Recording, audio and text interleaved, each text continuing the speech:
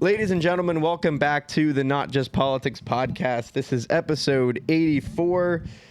Today is Friday, November 14th, and we are joined today by returning guest and new guest, Marc Palombo and M.A.C. Hello, hello. That is the only one. And you guys are putting on a production of 1984, an adaptation of George Orwell's 1984. Can you guys tell the people about this? We'll put this, there's people can see it. There we go. You don't have to hold that forever. But give people the breakdown on what's going on here, Yeah, guys. for sure. Y'all, this is 1984. We're doing this. We're shaking Pittsburgh with it, baby. So I hope y'all ready for it. But we're doing it all red, white, and blue. The biggest thing about 1984 is that, of course, it's based in London, right? It's not based in the London with Big Ben, but the London with Big Brother. It's based in Oceania, so which is very different from the world that we know today. Mass surveillance, right? Basically what we're living in today. But with this, a lot of times when people do this show, they tend to suggest that, hey, this might be America. This might be where we're living in today, Just maybe, yeah. Yeah, just maybe. And you know what? I think we're tired of suggesting. This is the city of bridges. Let's bridge that gap, baby. And let's do 1984. And so we're turning it all red, white, and blue, and we're making it Americanized. So where is it going to take? So it's going to take place in America, this adaptation. Takes place right here. In Pittsburgh. Not so much Pittsburgh per se, but the futuristic America. Okay, gotcha. All right. So you guys with this, because that's what I think about whenever I see this, and I'm not sure, you guys are going for something maybe a little provocative in some ways with the title. Maybe a little controversial. Yeah, definitely so. Whenever I look at that, and this is, I guess, the first question I wanted to ask you guys, is I think this book is referenced in our politics quite a lot. Oh, yeah. Like you guys said, and has been increasingly over the last couple of years. My first question is, do you guys at any point find that is a bit overdone or maybe over-referenced? I personally don't. I feel like, I think the biggest thing, too, is that on both political spectrums, whether you're red or blue, right or left, people tend to use it. I mean, for instance, when Trump got banned from Twitter, all of them said 1984, this is 1984. Right now, with all the ICE stuff going on, everyone's saying 1984. We're already mentioning it. Why not? You know what I mean? So that's the biggest thing. Yeah, it may be that we're mentioning this more than ever, so let's do it more than ever, right? And so nobody else is doing it. It's the perfect time. We get stuff like that all the time where people are like, man, feels like the perfect time that y'all are doing this. I'm like, it is, ain't it? Yeah. So definitely don't feel like it's too oversaturated yet. Okay. I think we will get there, though. Also, there's a reason why people reference it and people talk about it, because if you don't talk about it and you don't say, hey, this is what's happening, then people forget about it. There's a reason that 1984 is being banned, or has been attempted to be banned in certain states in the country, right? Why? Because they don't want you to remember. They don't want, and they could be anyone. They could be the government. It could be Big Brother, right? Anyone that's trying to surveillance your life, And, if you ban books like this that tell history, that tell stories that, could have a major impact on the future, why would they want that to exist if that could change status quo? Yeah, I mean, who controls the past controls the future. Right.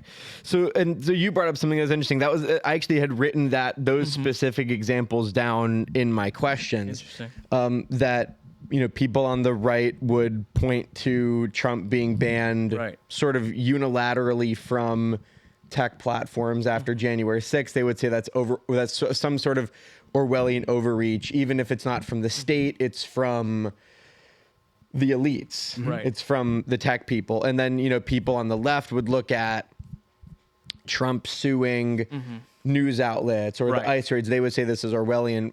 What do you guys think that partisans or ideologues get wrong about Orwell's work? Because to me, it seems like everyone is going to always point at their opponent and say that that's them, without maybe doing any sort of reflection on the fact that, maybe it's a story more about power and authoritarian impulses, and that to me, they don't seem to lie with any particular political party Right. or any ideology. Yeah, definitely so. I don't think that this book is specific to red or blue, right or left, right? It's talking about what is going to happen, right? If we don't get up and get out of the mud and just pick ourselves up. So we gotta revolutionize, baby. We gotta, turn around and say, hey, you know what? We're not gonna look that way anymore. We're gonna look this way. We're gonna look forward. Mm-hmm. And so I think that's the biggest thing about it, is that people are gonna weaponize this book no matter what, Absolutely. Right? Especially to portray what they believe is the truth, right? But what is the truth to you and what is the truth to me? We all have our own different truths. And that's a central theme of the book. Yes. As well. Exactly. And Republicans and Democrats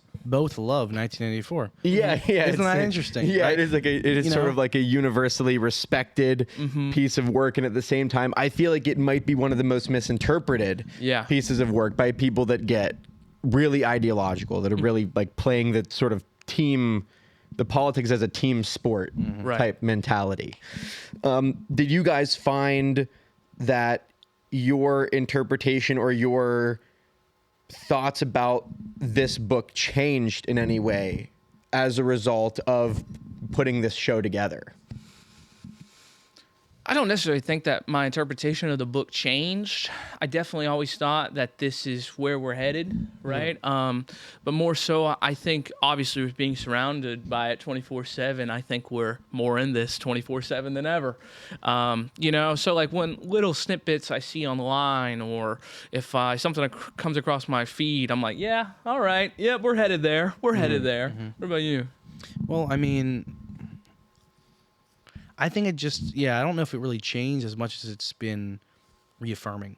The fact that, there are 5, 6, 7 people in the world that own more wealth than half of, the bottom half of our country. Yeah, I don't know if that really ever actually sticks or comes out whenever a small group of people own not only the media and multiple big companies, but they control all of the wealth and how things operate and run.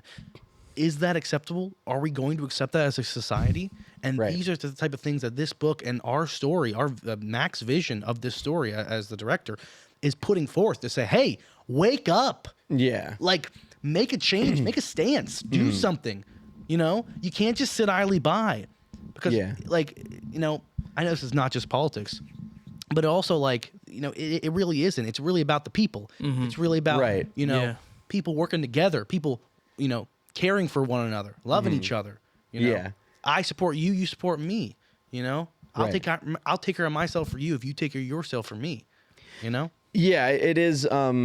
It does seem to be a story that transcends politics because, well, and people would maybe argue that what I'm about to say is a political statement, but it is, I think, one of the central themes is it's, and I think this is just more broadly with any authoritarian structure, is that it does kind of rely on everybody just going along with the lie. It just kind of relies on that idea that no one else is going to say what they're really thinking because they don't understand that everybody around them also feels that way. They've been conditioned into that. And that's something that I think, like you said, with the way that the media landscape is changing in terms of ownership, is that, and I was talking about this with someone the other day, whenever I got to Point Park and I started learning about the media world, I had thought that the invention of YouTube, for example, had democratized the media landscape forever. For sure. And I think it has. Absolutely. And so that we would never go back to a world of the 1950s or 60s where there were 4 broadcast networks that effectively controlled the flow of information. What I hadn't considered was that we could go back to a media landscape of the 1400s whenever there are just 5 powerful families that control the narrative on everything, because they've just bought all of it, the independent media. Yeah. And I mean, well, look, Jeff Bezos, for example, owner of Amazon. I love business. I love that fact that you can go from nothing to having a little spray paint Amazon banner to be able to make a company like that. He's from where I'm from. Yeah. Oh yeah. He's from West Texas. So it's I love that. You know, and I sort of me, I want to be like that. There's certain things that I emulate that I find interesting and inspiring, right? But also there gets to a point where it's like, okay, how much is too much? And it's not even on them, it's how much society allows this to happen. Right. Allow people to be left behind, about people to be left on the streets. I walk outside in downtown Pittsburgh and I see people that are sitting on the ground. I see people that are sitting in the same spot that I saw them there 3 days ago. Yeah. I get to know these people because I live here. Yeah. You know? And but like when does it get to a point where it's like, okay, yes, capitalism, whatever, but when we leave people behind in the dust and they're not supported. You know, we have even in New York City, I think the amount of homeless veterans are ticking up right now. Yeah. Are we forgetting that they served this country? And they served this country with heart and integrity, with grit, with love. And what are we doing? Forgetting about them? Yeah. No. We have to do something for them. You know, it's about the people. So when Amazon and Jeff Bezos are buying the Washington Post, and they're buying other companies, and they're getting this conglomerate, or Fox News before they were Fox. I forget the guy. Roger Ailes is the guy that made Fox. It was Roger Ailes or somebody else as well, who they bought these smaller, local stations, and then they have this big conglomerate of media coverage. And I saw this video one time. I think George Soros did that as well. He just bought a whole bunch of, I think a couple years ago, bought a whole bunch of like radio stations and newspapers. Yeah, I think it's interesting just absorbed them. That I saw this video where the same script was used in all of these local stations. I saw that. You know what I'm Yeah, talking yeah, about? I've And I seen was that just as like, well. Whoa, is this a mass thing that's going out to everyone? And it is. Yeah, there's a company that writes those scripts for like all of those news stations. That's interesting to me. Doesn't seem like a great idea. No. Maybe But, not. Maybe not the best idea. Why? Why are they doing that? It's a good question. I never actually looked into it, but that's interesting. So what we're talking about right here is not necessarily, and again, I didn't get a chance to, I read the book in high school. I didn't fully get the chance to reread it. It was, but I did enjoy it. We read Animal Farm too, and I tend to maybe like Animal Farm a little bit more than 1984, but I hadn't necessarily, that idea of like how much is society willing to tolerate when it comes to wealth inequality and stuff like that, that's not something that I had originally picked up on as a sort of theme of this book. I could be wrong about that. Is that something that you guys are infusing into your production of this show? I don't even know how much it's as much as infusing, as much as it's just so prevalent in our society that I feel like you can't help but see that through it in my eyes, right? Sure. I don't know how you feel about that. Yeah, I definitely feel the same way. I definitely think it's prevalent in our production without even intending to do it, because we're so used to the average norm of what is going on. Because I mean, people like us, really, what control do we really fully have? Especially going up against like someone like Jeff Bezos, who has and controls all the media outlets, right? I mean, he's not going to listen to us, Sure. But with that, it's just like that norm we just continue to follow. And so that, like a lot of these people in 1984, they're average normal people. They just happen to fall into this totalitarian structure, right? And they can't say anything against it. They can't even think for themselves without being arrested. 2 + 2 = 5. Yeah, 2 + 2 = 5. And you don't believe it, guess what? You're going to get tortured till you do. So. Right. So have you guys thought at all about how your own, and we've maybe been talking about this, but have you guys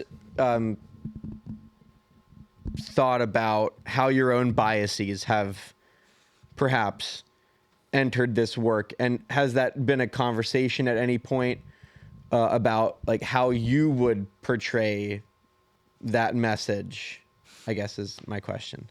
Right. Yeah, I'll let Max speak for this though, because because I'm producer, I'm the executive producer on it. So how we've been operating, how we've been working is, I don't censor anyone. I want people to work how they work. Right. So Mac and I have developed that relationship where it's like, yeah, you do you. You develop the show, you develop the vision. I'll help you when I can, when you need something, right? And I'm here for you, right? That support system, which I think is important and prevalent and needs to happen in any theater show or any production or anything you do ever. Support system, people need to know they can talk, they can speak to you, you know, that kind of stuff. So I just wanted that to be clear first. But from my biases, yeah, absolutely. I see some things, but I'll let you speak on it. Yeah, I definitely think with like obviously the American structure, for example, like we're gonna be doing some cool things like with our lobby, you know, and so we are Americanizing this whole lobby, and so we're going to have a lot of American figures, right? And we're trying to make it like the 1950s where everything is happy so lucky, like go lucky, you know, where everyone loves America, you know, and we aren't going to look at its flaws, you know. I think we have to look at its flaws, you know, but so we're painting obviously that picture, you know, because I think the biggest thing is that you can be ignorant to a lot of the things that are going on. You can just be happy, and which is great and all, yeah, but like, really, is it? You know? Sure. With a lot of the things within the production, I'm just the way I work, man. I'm very just collaborative. You know, if you got an idea, best idea wins, right? And so with my actors, since the jump, because I do a lot of work where I create it myself. You know, I create my own work and I put it on and stuff like that. So coming from that background, all of my actors that I've worked with in the past, you know, I've always been like, hey, if you have something, shoot. You know, where I'm not a totalitarian leader in of itself. You know, and so it's interesting to see like coming from that perspective to something like this, you know, and I'm so glad that it didn't get into the hands of someone like a director who wants puppets and want to parrot, you know, and so I'm able to allow my actors to bring their own interpretation to things, and I think just the way that has happened and the way that has shaped our story has significantly just pushed beyond what I kind of thought it was going to be, because, you know, I think when you go into a production, you have a certain like idea of how it's going to go, right? I'm sitting yesterday, we have a closed rehearsal, and one of my actors who's playing Julia, she says something that I never even thought about, you know, within the character. And I'm like, yeah, let's explore that a little bit more, right? And like, yes, that totally shapes the story a little differently, but it makes for a more interesting story. I'm not going to spoil it because you got to come see it. But So, and this is maybe more of a question for you, although Mark, you may have, obviously, if you have anything to say about this, what kind of, and I guess I don't know, this is tough because I don't want you to obviously spoil anything, but I am curious, like, did you, because I imagine some parts of this book are not the easiest to translate onto a stage for a play. Definitely so. Like Room 101 is the thing that I'm thinking of. Oh, yeah. Like, how are you going to... Right. I'm assuming there aren't going to be literal rats in a cage. No, definitely not. I would be... Wait, what? No. Wait, cut, Gavin. Cut off the cameras. We have to, talk about them. No, so can you provide any insight into maybe the creative vision on how you're bringing some of the tougher parts of this to life? Yeah. Because I haven't been to this venue before. Okay. So I'm not aware of actually like how big it is, like how much space you have to work with. So could you talk a little bit about that? Yeah, definitely. Stuff? So one of the ways that we're really bringing the story to life, I think something that's happening today is that, you know, all these streaming services have taken over, you know, and like say if you want to find a show, you got to go search through the whole catalog of different services. Right. Yeah. And so physical media has been growing in popularity more than ever. And I think that's something that early on in the process I was thinking of. And one of the ways that we're using this physical media is through CRTs, old CRTs. Okay. And so we're using that to portray a lot of the things that, you know, necessarily wouldn't have been able to portray within our script. Like Big Brother, you know, for example, Big Brother has some lines, you know, we never bring him on stage though. Guess what? We're projecting him through these CRTs. We have a total of 9 different CRTs on stage. What are those for the people that don't? Yeah, CRTs are old TVs. They are heavy lunks of just a plastic TV, plastic and computer boards. Yeah, they're just huge. They're so heavy. I don't know if you ever carry one. It was like 50 pounds, man. Really? Yeah, they're huge. But they're just old school TVs that maybe your pop or your mom or any of your grandparents would watch television on. And, you know, they got the VHS, you know, with the, you know, that's what it is. And so we're using 9 of those. And so through that, we're hooking them up to a computer and we're using projections throughout the show for That's those. cool. Yeah, Okay. so that's one of the ways that we're getting around a lot of the stuff and more so bringing it to life. We have like the loudspeaker, who is someone, not necessarily someone, but more of an entity that like tells you, hey, today we are going to do our 2-minute hate. All of that's going to be popping up on the TV. Right. Yes. Right. Okay. Right. Interesting. Yeah, and so that way we can fully think that there is this higher power, this higher entity that is going on that is never seen, right? Yeah. It's never going to show itself, Yeah. right? So why would it? And that's kind of the, that's what gives Big Brother its power. Yes. Is that you don't ever see don't who ever it see is, him. but it's the invisible hand that shapes the world of the characters in that story. Yeah. Yeah. In terms of the venue, to answer that question for you, it's a 90-seat theater, Okay. and the lobby it was actually reconstructed. It was just recently renovated to be a space, as I told you earlier, as a space for individual artists and nonprofit organizations to put on shows that support the arts in Pittsburgh. That's the whole mission of the Cultural Trust, and that's a mission of Playbox. My production company, to be able to put on shows that matter and that make a difference, that support Pittsburgh artists and the community. And with this space, we were able. It's state-of-the-art bricolage production company used to be there. I don't know if you know bricolage. Not familiar. Used to be. They're an immersive theater company. They used to be the resident theater company there, kind of like how the Pittsburgh Public Theater is the resident theater at the O'Reilly Theater on Penn Avenue. Okay. Right. So they kind of like are the resident theater company there. So in this new space, there are dressing rooms, there are washers and dryers. There is that's nice. There is a concession area, right? There's 4, 5, 6 bathrooms. Everything is accessible. Accessibility seating for anyone that needs that. It has been made fully like this for us to be able to put on a show, which I think is beautiful. For people like us who just recently graduated, or Mac, who just moved to Pittsburgh a year ago from Texas, are able to put on a show, get people involved, and do it for virtually free. I mean, we have to pay for certain costs. We've gotten sponsors, thankfully, from Carnegie Mellon to help us with our costuming. And we've developed a team together. Whether he brought some of his people he knew from lighting and sound up from Texas, I knew from people from Point Park, from Carnegie Mellon, from other universities, from just the community, the theater community, the film community, to be able to come together, to be able to put on a show. And you have to do a couple things, write a couple things out. You have to show why you're using it, but it's able to happen. You're able to do stuff. And we were talking about this earlier in terms of like being able to do your own stuff nowadays is where I think you need to go in 2025 onwards. You have to make your own stuff, especially as an actor. If you're an actor, if you're not making your own stuff, or at least looking out and going for your auditions, you're not really an actor anymore.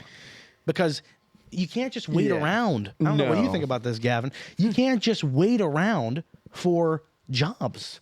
No. You have to go out and you have to get them or make your own opportunities. And that's what we're doing here. And it's been a pleasure to work with this director right here that I literally just met not even less than a year ago, really. And I call Mac a true artist because he is. He can't stop himself from doing work, from working. He's working on a short film a month while he's working on this show. It's really? True. Yeah. Doing short films too on top of this? There you go. Because he's just like, he got that. You might feel the same way. He got that burning desire in himself to keep creating. Yeah, to just keep doing making stuff. So I think it's pretty special what we're doing. For sure. We might have touched on this earlier, but I am curious. Are you guys? Because something that I think we've talked about a little bit on this show, and I talk about it frequently now, is in the current political climate that we're in, if you can somehow piss off the Republicans and the Democrats, you've somehow done a good job. You're doing the right thing. Yeah, you've somehow done it. If you can somehow make everybody kind of upset with what you've done because it's so polarized, because nobody cares. Not nobody cares, but nobody, I think, really trusts the politics of today. Nobody trusts that. I mean, and everyone thinks nobody votes either. Yeah. Why? Because they don't believe their vote matters, even though it does. Your vote does matter. It really does. And if you don't do that, or they don't want you to vote, whoever they is, Democrats or Republicans, who is limiting people's vote or ability to vote? I don't know if Yeah. it's Democrats. I don't think it's Democrats. It might be some of them. I don't really think so. Maybe it's Sure. more on the Republican side. But either way, nobody likes the politics of today. There could be a politics that's much better, that's much caring, that focuses on working people. You know? Yeah. Again, my perspective there. But I think that involves this story heavily. Yeah, definitely so. Just from my background, man, where I come from, I'm really inspired by the In Your Face movement that happened over in London. And kind of just in the 1990s, it was a bunch of art in order to make you uncomfortable, to make you face reality. And I always was inspired by that. You know, growing up, I'm from West Texas, man. I'm not from here. I've only been here for a year. You know, I always felt like I grew up in the trailer park, brother. Like, grew up in trailer park. I was poor, raised by a single mother, dude. Had a stepdad who was in oil field, and just oil field was all my life. I always felt growing up that nobody was like me. I would watch movies, like, for instance, I would watch Good Will Hunting. I love that movie. I love that movie. It's a great movie. Fantastic It movie. is a good movie, but it wasn't me. You Right. know, all of these movies, it felt like all these like Ivy League movies. I was like, that can never be me. It's crazy, even the fact that I'm over here by like CMU. Like, Right. that's like insane to me, you know? And so with that, I always wanted to make things that were raw and just real, you know, and that actually touched like people at the end of the day and touched humanity. You know, I feel like theater has gone into the space where it's like, okay, this is just for entertainment, right? And entertainment's great, but at the end of the day, what is entertainment doing, right? It needs to be doing something, and it needs to have a message, you know? Right. And so a lot of my work, I tend to just go over this 1984 where it's just like, it has to be something, right? It has to touch your soul. And, you know, if that pisses you off, then that pisses you off. You know what? I'm the best Sure. rage baiter. So, Yeah, that's what I was thinking about. I also think that people, I think this maybe touches more on like media than politics, but I also think that people are always feeling like there is, and this is true, like there is always a message in the media that you consume, right? Yeah. If it's thoughtfully made, Right. whether that's good or bad, there's usually a message or a point, and I think people are in a headspace where they're always thinking that, like, oh, this piece of media is a way for my political opponent to jam their message down my throat. Yeah. And that's why I'm not going to go, you know, to the Super Bowl show because Bad Bunny is performing because, you know, and then, you know, on the other side, it's like, I'm not going to go, you know, I'm trying to think of an example on the left because they do it all the time too, where it's just like, you know, I think misinterpreting the work, or like I said, not being like introspective at all. And so I was just curious, like, was that something that you guys was that ever something that you were trying to do, or is that just something that maybe happens as more of a byproduct of your work? I think it happens as a byproduct from my work. I've had productions in the past where it's just straight absurdism, you know, and like where like there is a message, you know, but it's more what you gain from it. But I've had people walk out of my work before, right? Several people walk out of it. Do you think that's going to happen for this Maybe, honestly, maybe. And you know what? Not that I wanted to, but I'm just thinking like it's potentially. It's not that I wanted to, but also if that, at the end of the day, that still does something to you, right? You know, and like, and regardless or not, I think that still plants a seed for something. Sure. You know, I mean, maybe it plants a seed for the wrong reason, but you know, I'm still exposing you to something that you need to see. Right. I'm still showing you what I believe that you should be seeing in this time period. So I'm okay if they walk out. I'm okay if you love it. I'm okay if you hate it. I'm okay if you have one initial reaction to it. Yeah. And I'm so excited to see everyone's different interpretations of it. You know, we're coming at it from our end, but people might see it in a completely different lens of where they're at, you know, of not only their politics, but their own life and their experiences. Right. Yeah. And I'm excited to see, you know, I went to a show last night. I was working, but I happened to, you know, work the show.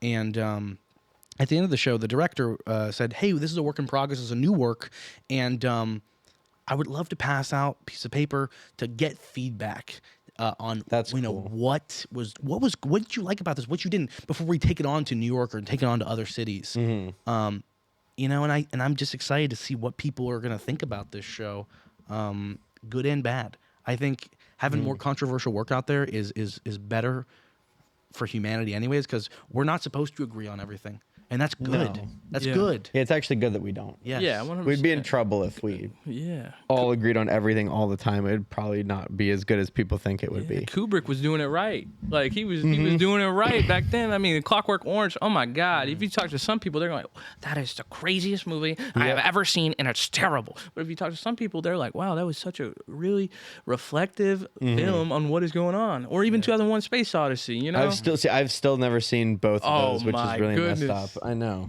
you I've got heard to, about. bro. I've heard about both of them. I've heard a lot of stuff, but I still haven't seen those. You have to. Yeah. You have to. That's a must watch now. All right. So what is how many shows are you guys doing total on this thing? Just for the people, you know. Yeah. So we're getting the doing information out we're there. doing 5 shows. The opening night is December 4th at 7:30 p.m. Doors will open at 6:30 in the lobby, and we'll have a full lobby immersion kind of setup going on there. It's going to be really exciting and different that you've never really seen before. And then every show is 7:30 from December 4th, 5th, 6th. And then we also have 2 matinee shows, Saturday, December 6th at 2 p.m. and Sunday at 2 p.m. as well, December 7th. And yeah, you can get tickets at playboxproductions.com. And we'll put the link in the yeah. We'll do all the stuff in post to get that in there. Yeah, for and, sure. And just so you know, for your watchers, your listeners, because we're not trying to make a bunch of money here. We're really just trying to put on a show with a bunch of people who believe in it. Yeah. And in doing so, we're trying to give out discounts to the community here, and I would love to give a discount to all of your listeners here at PGH 2025. That'll give $10 off to There you go. anybody who wants to purchase a ticket and come see the show. Okay, we'll drop that in there as well. And that wasn't me like wrapping up. I just wanted to No.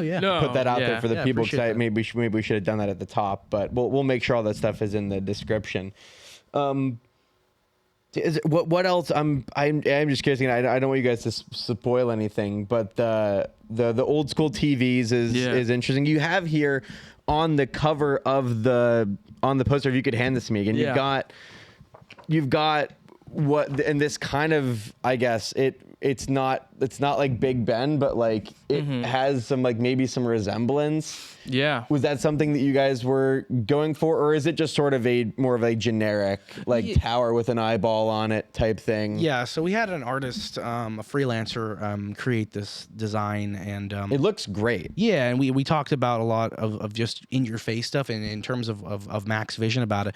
For the 1984 itself, we wanted to just fully go across and put the banner out there, put the flags out there. So some of the things you might see, and this might be spoiling a little bit, is American flags. You'll see Americana everywhere. Yeah. Right. It will be very prevalent to you. You'll be like, where am I? Am I at a Cracker Barrel, or am I at, like, Yeah. am I sure. am I in downtown Pittsburgh? In As long terms as of it's the Cracker Barrel before they went. Oh,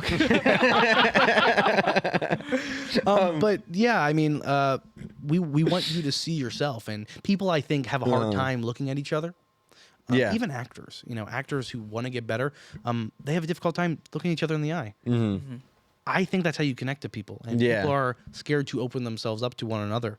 And that takes time. That takes vulnerability, and that's not easy, and that's earned sometimes. Yeah. Right. You don't just get somebody's trust or vulnerability. That's earned. And I kind of want people to see themselves, and I think people will when they come see the show. yeah. Look into the soul. Is this actual tower with the eyeball on it here?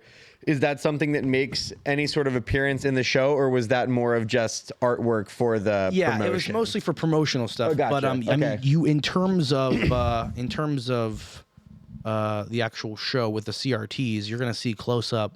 You're gonna see a lot of close-ups, so you will see some eyes. Okay, some gotcha. eyes of our actors, whether that's Big Brother or whether it's Goldstein. Yep. So you'll see some type of that in the show for sure. Gotcha. Or whether it's a 1984 commercial that was shot to support the coffee brand that they drink. Oh, right. Okay, right. Yeah, we're doing a lot of That's interesting enough, man. things. That's enough. Okay. No more spoilers, but that's interesting. Okay. Yeah, we're using the CRTs in a lot of different ways too. Like Mac was saying, like during our transitions, we're getting a little experimental there. Mac's somebody who doesn't really, want to do a blackout. He wants to kind of keep everything running and rolling. So as we're dealing with that, whether that's dealing with moving the sets around and stuff like that, how do we keep the audience engaged? Yeah. You know, how do we keep them interested? You know, our phones figured out how to keep us engaged. They did. Yeah, they did quite a good job at that. Quite a good job. Yeah. So much indeed where you start scrolling, you can't stop sometimes, and you don't even know why. And you think, oh, I'm fine. It's not me. It's not my problem. But then you realize, oh, shit, it's really not that. It's just an addictive platform they've created, and they understand it so well that even if you don't want to watch it, you're watching it anyways. Right. So it's, this is our own form of not only censorship, but they feed us what we want to see. Yeah.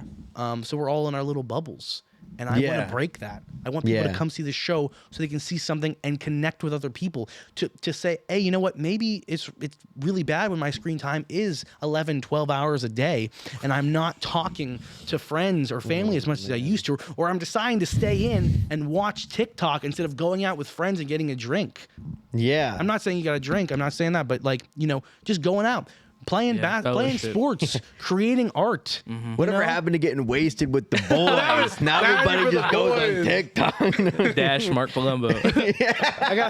We'll put that in quotes on we'll put that in post. I gotta watch my Twitch stream. Yeah, right. It's like seriously though.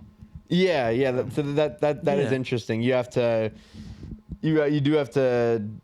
No blackouts. That's interesting. Man. That's interesting. I'm excited to see what that's going to look like. Yeah, it just takes you out, brother. Like it's just not something that I've ever really done or something I'm willing to do.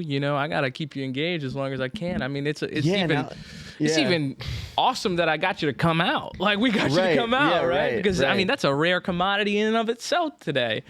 I didn't even think. I mean, that is true. I'd never even thought about that before. But when like a blackout happens. Or when the lights come on in between. So there's another question then. Is there going to be an intermission between... I'm assuming there's an Act 1, Act 2 situation. There is 3 acts in this. 3 acts, okay. But it does go... It's more structured... The script itself is structured more like an Act 1 and Act 2. Okay. It's just... it is Act 1, Act 2, Act 3. After Act 2, there will be an intermission. Okay, so gotcha. There will be an intermission, which would be great. And there will be some more lobby shenanigans. Yeah. Okay, interesting. Yeah, so you guys are... That's because now that I think about it, like when I've gone to see shows, whenever there's a blackout or whenever the lights come up, my brain does go back to, I'm in a theater. Like just... I don't mean to say this in like a reductive manner, but like I am just watching people perform on a stage rather than... No blackouts. You would have to, like you said, you have to get some creative ways to kind of transition, which is interesting. Yeah, the biggest thing is that we're fighting for people's attention. Yeah, I mean, how do we battle the phone? How do we battle the computer? How do we battle the Twitch stream? Yeah. And so we have to try, to keep them engaged. But we have to do it in interesting ways that obviously prevails to this, to 1984. Of course, yeah. And obviously, it's not going to be the same, and we're not going to win, quote unquote, in certain ways because of people's attention span as being 2, 3, 4 seconds, even less than that with all the short form stuff. But if we can get them to come out, if you decide to come out and watch the show, I think your perspective will be shifted. Like I was just saying on another podcast I was on, I was saying how I went to Italy for a month in August, and I have family out there in Rome, and I got to meet them, and they welcomed us with open arms. It was beautiful, but I saw a whole different culture. It was a culture shift. They have siesta time from 12 to 4, and then they wake up at 5, and then they got dinner at 9. It's really wild, and you see, okay, there's no rat race here. Everyone's sort of more collective, more humanized. Yeah. Here it's very individualistic. Yeah. It's very, and I'm not against capitalism at all. Neither am I. I believe, if you work hard and you do what you're doing, you can absolutely do amazing things in this country. Yeah. But, there has to be a point where people just get left behind, and why is that? And there is. Yeah. Why is that happening? It's not on, I think, an individual, but I think it's on a collective to fix those problems. And also, though, here, America does support businesses. They support small businesses with tax benefits, many different things. Italy, I have a cousin who's my age over there that I met. I got to really meet and see. He runs his own business. Yeah. The Italian government doesn't really support businesses like America at all. And I thought that was really interesting too, seeing different cultures and just getting out of this of our country and seeing how they operate. So, no, I mean, yeah. Yeah, man, we're missing that humanity. We're missing that touching that field, that saying hello on the street, man. We got to bring it back. And that, I mean, that's the biggest thing is that, you know, the biggest thing that we're doing, especially in the show, is that we're dehumanizing on purpose in order to humanize, right? Sure. You know, and that's something that I stand by. If I show you a puppy right in front of you and I crush this puppy with my foot, you're going to feel some type of way. Yeah. Right? Exactly. Just even that reaction. That's not a part of the show, is it? No, it's not a part of the show. It's not a part of the show. But I get your point, yeah. though. You have to almost provide people... Sometimes you have to provide people with, like, the worst... example of the bad path in order to illustrate that there is something better out there. That does seem to be the point of why Orwell wrote that book. I mean, obviously I'm not, you know, an expert on it or anything, but and this isn't like a groundbreaking take, but it does seem to be about that idea. Right. That, like, there is a much... Things can get so much worse. Oh, yeah. So much worse. So fast. That's why we're 100%. saying wake up now. Yeah. I mean, there was an Orwell documentary that just came out this year. I don't know if you saw it. It was at the Harris Theater on Liberty. Really? Same place we're doing the show. Yeah.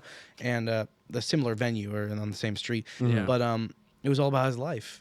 And Really? yeah. It was. Interesting. I was actually meaning to reach out to the guy to see if he wanted to do some kind of collaboration because I saw that was happening, and then I reached out to the Harris Theater, and I said, let's do a collaborative, cross-promotional thing, and that was very successful. A lot of people that went to see that obviously were the right audience. Yeah. Right, exactly. So Yeah. a lot of them end up purchasing tickets, and you know, they're excited to see the show. So I think there's a reason this stuff's coming back around anyways. I mean, even though we talk about it and people say things on Twitter, little sound bites and stuff like that, no, we're actually putting the show on. The last time this show was done here, the specific adaptation, was 10 years ago. And that was by Prime Stage. Yeah, it was directed by Rich Keitel, who's actually a phenomenal professor here at Point Park.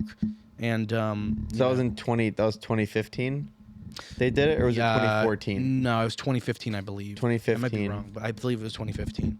And it was a similar adaptation, so we don't change any of the actual words of the show, but it's changed in the actual how it's spoken, the costumes, and the vision that M.A.C has set forth. So, Right.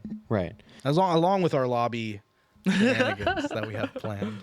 Right. So, Well, that's interesting because if I do remember correctly, this 1984 I think shot to like the top of the like the Amazon book list after Trump was elected the first time. So that is kind of interesting that it was put on in 2015 and now it's back here. This is sort of not a similar time, but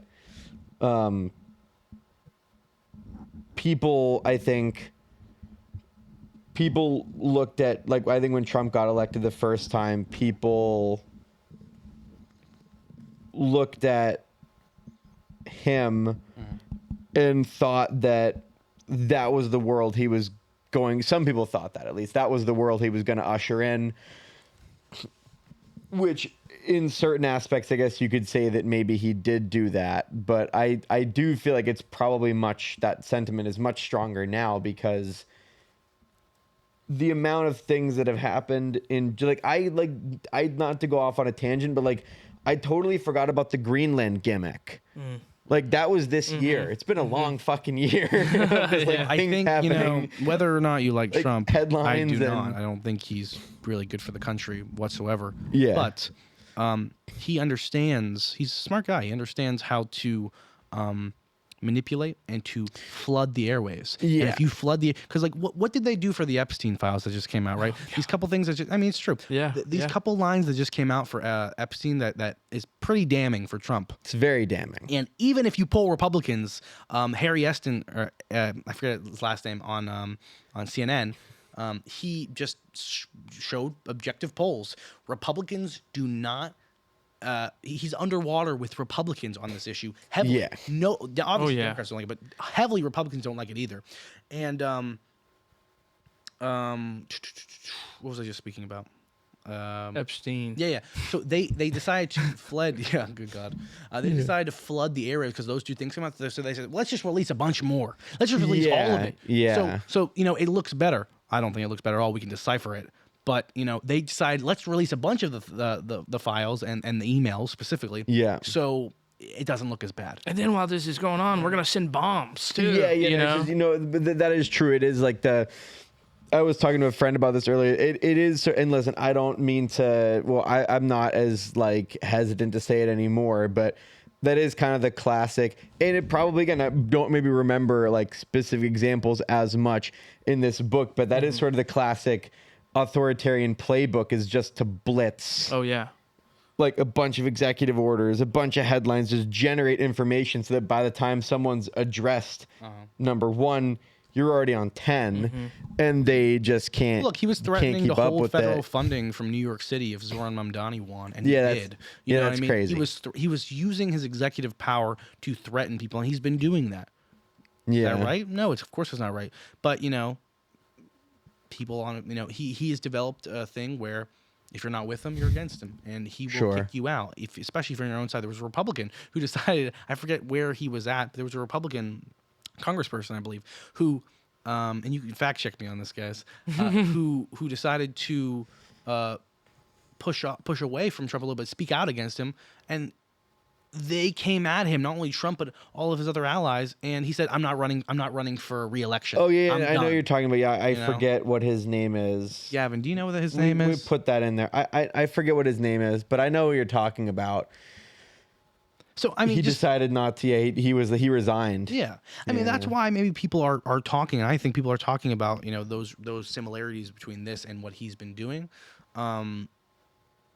But it's not even just him. It's more than that. Yeah. It's the Yeah. elites, really. That's Yeah. what I believe. Yeah. No, And I think that story, it comes through in this story one way or another of like mass surveillance and who is controlling that.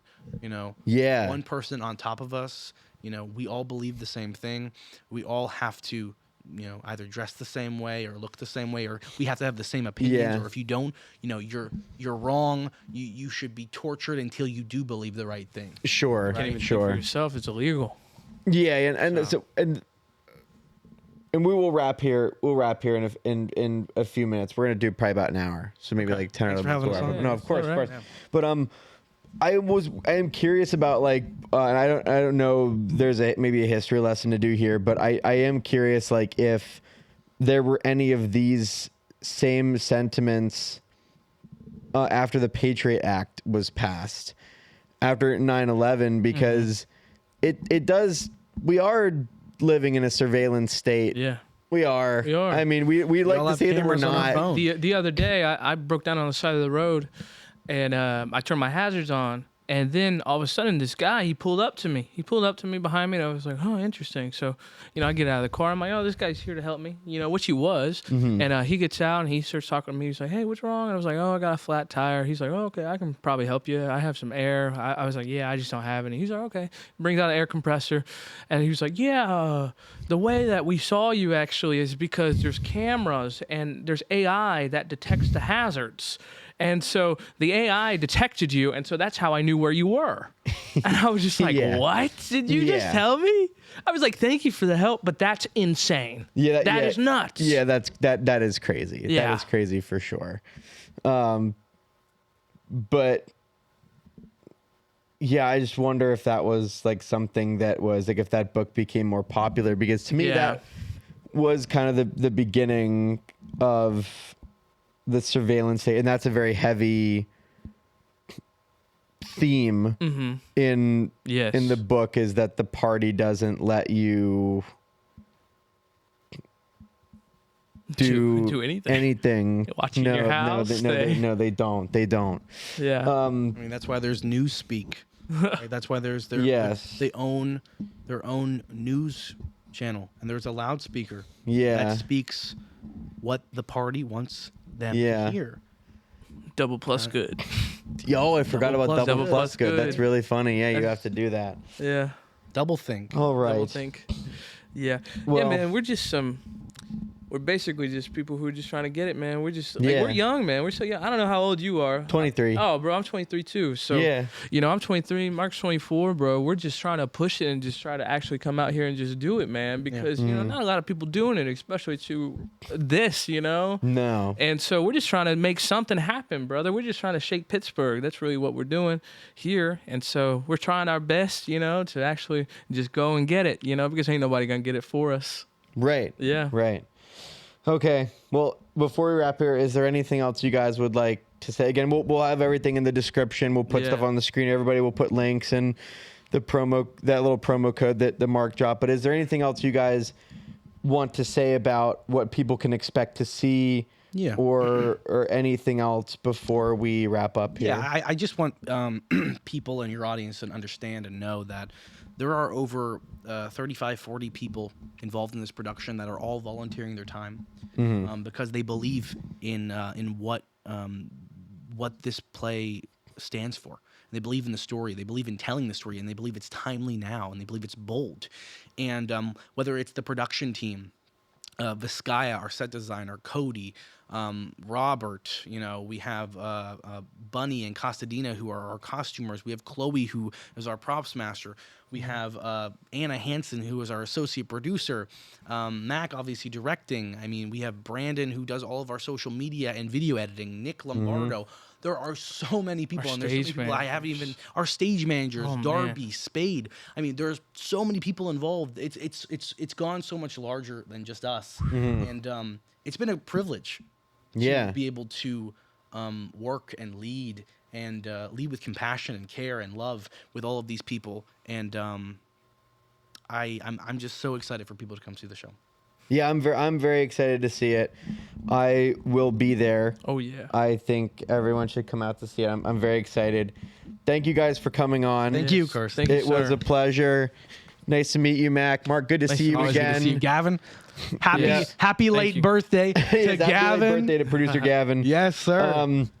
Yeah, everyone, one more time, we'll put this up for people. Yeah, so our shows, once again, is December 4th through the 7th at 3 Stories, which is 937 Liberty Avenue. All of our shows are 7:30 p.m. with 2 matinees, Saturday at 2 p.m., which is actually our understudy run.